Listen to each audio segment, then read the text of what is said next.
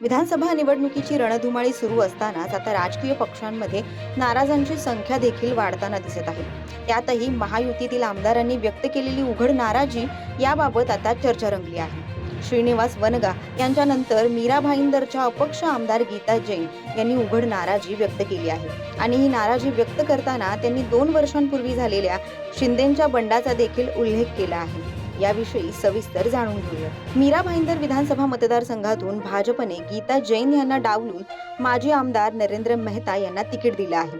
त्यामुळे गीता जैन यांनी नाराजी व्यक्त केली आहे। दिल्लीपासून प्रदेश पातळीपर्यंत माझ्या नावावर शिक्कामोर्तब केलं होतं। मी पक्षासाठी गुवाहाटीपर्यंत देखील गेले होते, पण तरी पक्षाने माझं तिकीट कापलं, अशी नाराजी गीता जैन यांनी व्यक्त केली आहे। गीता जैन यांनी प्रसार माध्यमांना प्रतिक्रिया देताना काही प्रश्न देखील उपस्थित केले आहेत। अशी काय अडचण होती की पक्षाने माझं तिकीट नाकारलं, याची मला कल्पना नाही।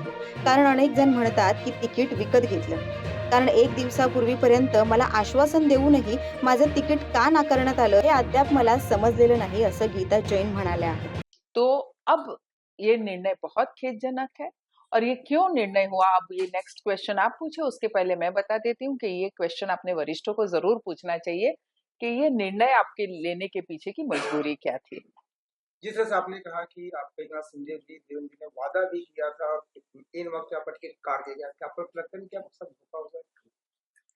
मैंने फिर कहा कि ऐसी क्या मजबूरी थी, क्या जो लोग अलग अलग समाचार मुझे दे रहे हैं, कोई बोलते टिकट खरीदी गई, कोई बोल रहा है कि और कोई धोखा दिया गया, कोई बोलता है कोच, तो मुझे भी जानना है कि ऐसी क्या मजबूरी थी। मैं आप लोगों को जरूर कहूंगी कि आप वरिष्ठों के जाके जरूर ये पूछे कि ऐसी क्या मजबूरी थी कि आप 1 दिन पहले तक जिनसे वायदा कर रहे थे उनको नहीं दे के और कोई उम्मीदवार आप ढूंढते और उनको दे देते हैं, जो उम्मीदवार की छवि साफ नहीं है, जिस उम्मीदवार पे इतनी सारी एफआईआर है, जिस उम्मीदवार का भ्रष्टाचार प्रूव हो चुका है, ऐसे लोगों के हाथ में आप टिकट देते हैं तो पार्टी की छवि को आप क्या करना चाहते हैं।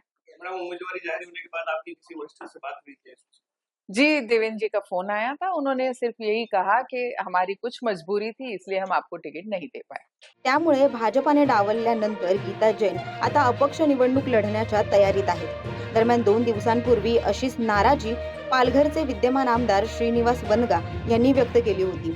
शिवसेना शिंदे गटाने पालघरमधून वनगा यांना डावलून भाजपामधून आयात उमेदवार राजेंद्र गावित यांना उमेदवारी दिल्याने ते नाराज आहेत। एकनाथ शिंदेंनी दिलेला शब्द पाळायला पाहिजे होता, असं म्हणत श्रीनिवास वनगा हे रडले देखील होते।